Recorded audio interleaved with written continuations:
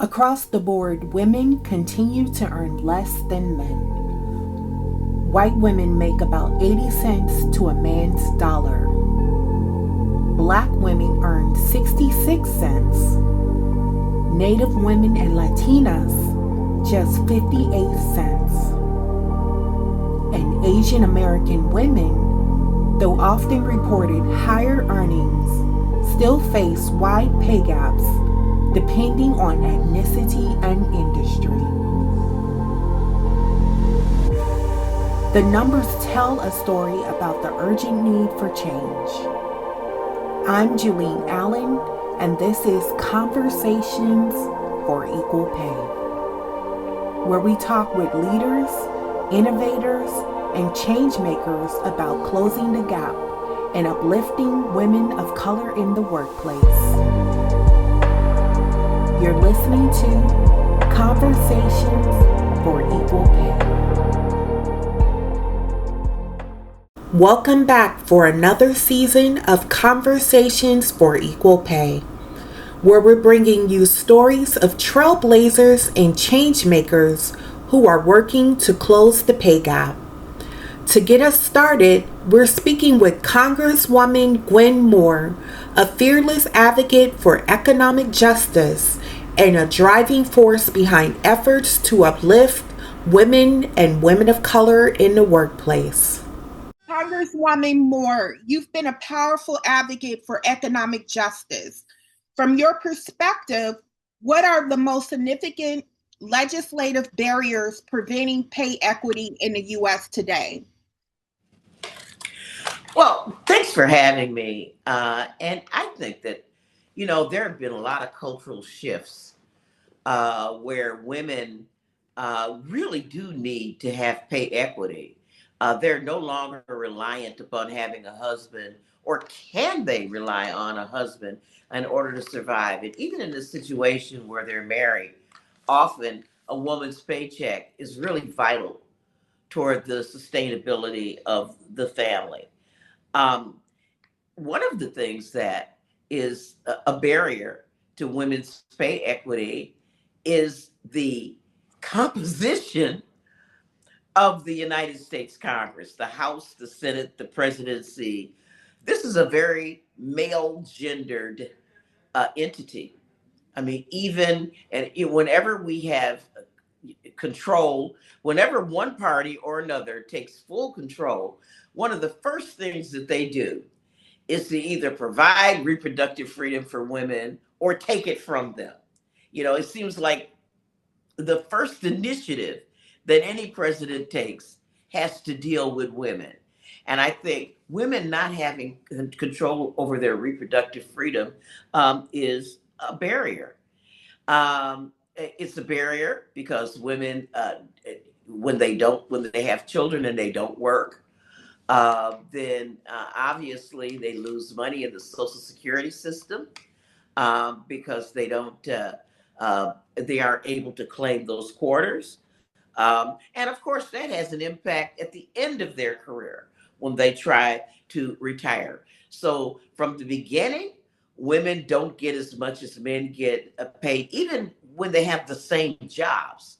There is women are paid less, and we saw that with the famous Lilly Ledbetter case, where she worked on a job, literally did the exact same job as men and got paid less. The other thing is that the EEOC, the Equal Employment Opportunity Commission, which was put together during the civil rights movement to monitor discrimination against groups. It's a 5-person panel. And this administration, the Trump administration, has fired 2 of those commissioners, sort of basically rendering them unable to consider any cases. And even so, because it was something that the president felt was part of DEI, they, zeroed out its funding. And as we know, the administration rolled out an executive order that weaken protections for contract workers and unions that represent federal workers. Women, especially Black women, are disproportionately represented in federal government employment. So you look at something like the Department of Education that was targeted for cuts. A third of the Department of Education employees were women of color, in fact. And women of color only represent what, say about 6 to 7% of the population. So Black women were disproportionately employed by the Department of Education and had leadership roles in it. Um, I do know that what we ought to do is to require employers to uh, prove that pay disparities exist for legitimate job related reasons. Um, and, uh, this was some of the work of the EEOC that is no longer happening. One of the things is that uh, I know that Democrats are committed to closing this wage gap. And, we have just passed, uh, we have just introduced a bill called the Paycheck Fairness Act, HR 17. I'm very Which, familiar. that's right, which every House Democrat has co-sponsored this Congress. Um, and among other provisions, the bill would require employees to prove that pay disparities exist for legitimate job-related reasons. Improve the EEOC and Department of Labor's tools for enforcing the Equal Pay Act, and to allow these agencies the opportunity to uncover and remedy data discrimination. Um, you know, to prohibit employers to rely on the past salary history of prospective employees and ban retaliation against workers who discuss their wages. This was the job of the EEOC, which has now been gutted for all intents and purposes. So, in summary, let me just say, Julie, I think that women's pay inequity is historic.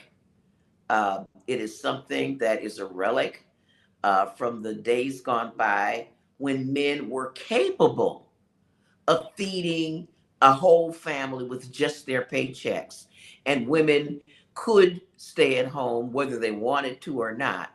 Our economy is now so complicated that often women are the primary providers in homes. There are a lot of single female headed households.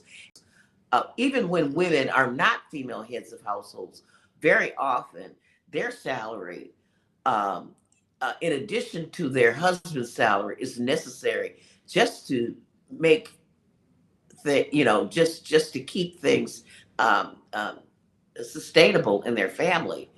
And so women's pay equity is important to men too, who rely on their women's salaries in order to make ends meet. And so it's historic.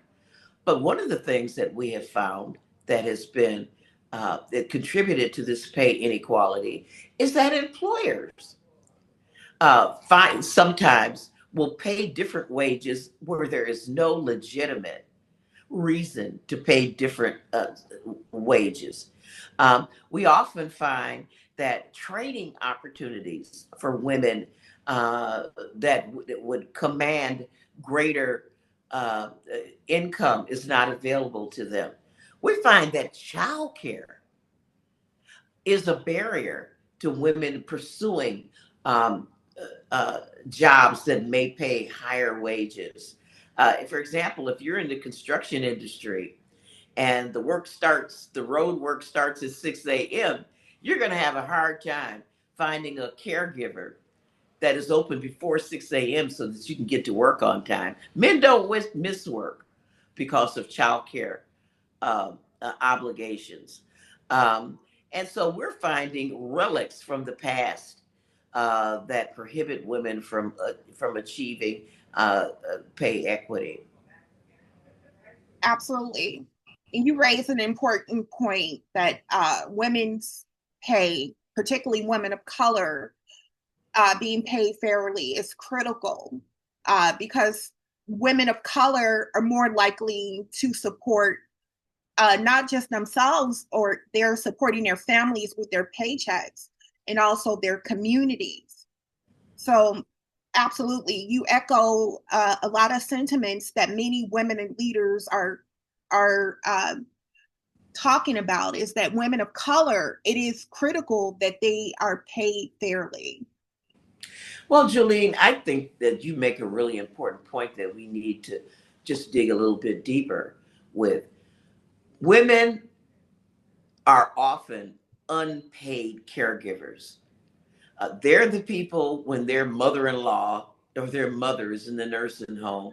They're the people that run to the nursing home to make sure that their loved one eats, when or to visit, make sure that they have visitation. They're the people who have to pick the kid up from daycare by 4:30, and they can't stay and work overtime to make extra money or to get that promotion that would require them to have longer hours. Um, uh, and so we have found that there's literally, what we have learned is that there is $1 trillion a year of uncompensated care Mm. for people who are disabled, who are elderly, for children. And who is providing that aid and assistance? 2/3 of those caregivers are women. And what that does, women have to quit their jobs, cut their hours, retire early, and that adds up to a lifetime of inequity. They also, even if you have an empathetic and sympathetic employer, um, there's no paid family leave for this caregiving, and so caregiving is a really big impediment toward women having equitable pay and equitable assets and equitable retirement uh, uh, opportunities. Absolutely. Absolutely. So, Congresswoman, what's a specific piece of legislation you've championed that you believe has had the most direct impact on closing the pay gap for women of color? One of the things that I'm working on now, and we haven't been able to really get it in the queue yet, is I've been working on a modification of the Earned Income Tax Credit. The Earned Income Tax Credit was signed into law, I believe, by Richard Nixon. And it has been one of the most successful programs through the tax code to reward work and to provide a sweetener to those people who work and they don't quite make enough money to have that kind of equity. But right now, the Earned Income Tax Credit just discriminates against people and women who have no children. It discriminates against people who are students. It discriminates against people who are over 65 years old. And I have a bill called the Worker Act, which would not only provide uh, lower the age for being able to obtain the Earned Income Tax Credit and take away discrimination against childless adults, but it would provide some help for those people who provide uncompensated care. It would recognize those women, those caretakers, 2/3 of which are women, who take care of disabled people, elderly spouses, keeping people in their homes at the cost of $1 trillion a year. And the Earned Income Tax Credit would recognize this uncompensated care and to provide some minimal relief. I think that that's been very, very important in terms of closing sort of the wage gap. And again, I want to mention a bill that all Democrats have been on, and that literally is um, to uh, to enhance the powers of the EEOC, which, of course, under this administration has been shut down, Yeah. essentially. Well, thank you for the incredible work you do. That example highlights the tangible difference that legislation can make, and I hope we move forward with that piece of legislation, It's called the Worker Act. the Worker Act. And the Worker Act, well, we need to acknowledge uncompensated care. Again, it's $1 trillion. And often it means that, what we know in our lived experience, grandmas that literally retired in order to provide child care for their grandkids, people who, work part-time so that they can get home because their family only has caretaking that's provided through Medicaid or something for so many hours. Uh, they deny themselves promotions, or their employers deny them promotions because of because they're not available. And so, yeah. Thank you for sharing that. How can individuals and corporations work with policymakers to create a more equitable economic landscape? I think women add so much to the workforce in every field, be it engineering or, or law or medicine or providing childcare. Women add so much to any workplace in terms of the quality of work that is rendered. And I think employers would indeed benefit from by supporting paid family leave, by providing childcare as a benefit and getting a tax deduction for providing that, and to provide training opportunities for women in areas where there is a dearth of women in their shops, to really provide scholarships and educational opportunities, and to be able to get write-offs, either tax credits or tax deductions for providing this opportunity. I think that not only would it help individual women rise in the workforce, but it would help the company.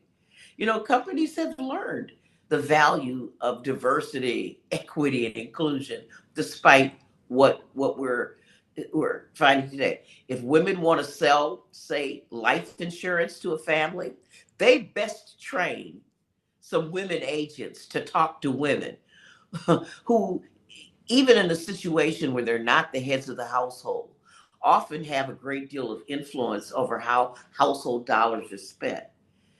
In retail, everybody knows that women are the ones who make the decisions about what washer or dryer you're going to have, how the house is going to be decorated. So you want your salespeople to be people who can communicate with women.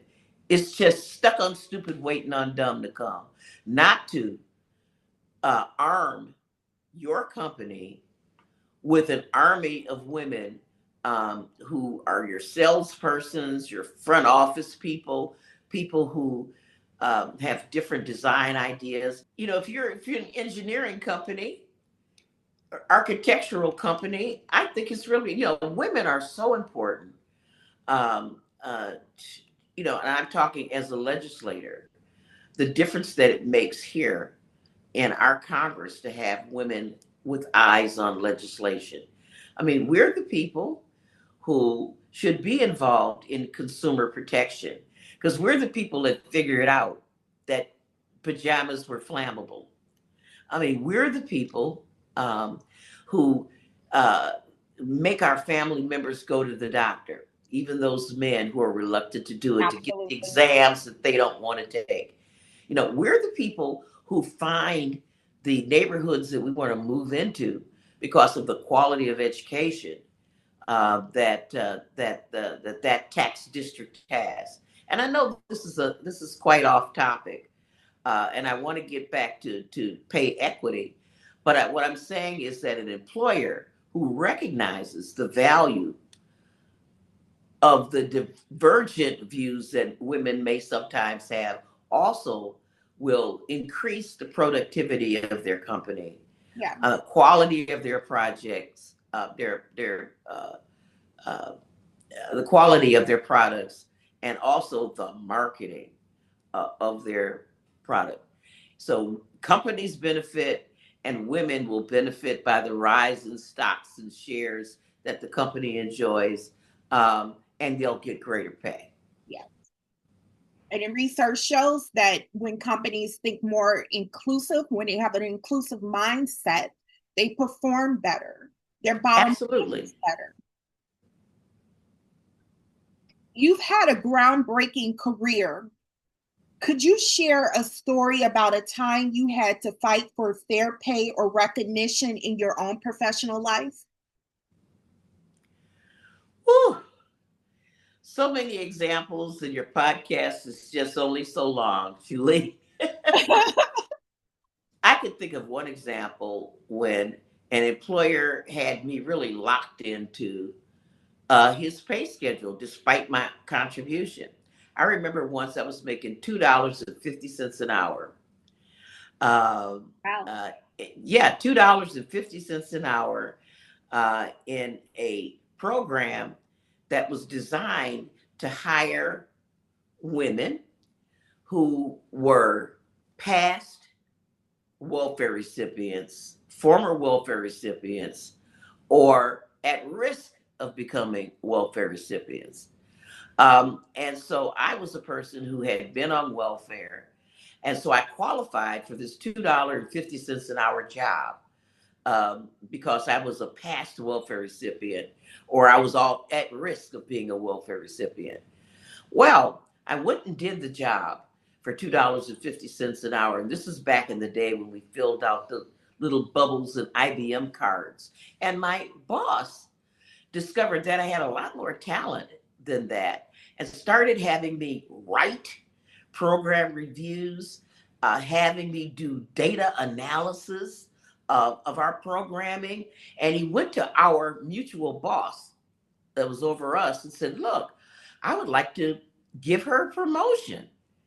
Uh, um, and our boss told him no, because I'm paying her out of an account for actual former or potential welfare recipients. So no, she cannot get any more money, even though she's doing this expanded work. My boss then went on to explain to him that he really needed somebody to do the job that I was doing. And so they hired another young woman who had a bachelor's degree to do the job that I had been doing. And she could not do the job. So much so that she literally had a nervous breakdown at work trying to do the work. And in the meantime, I was doing her job.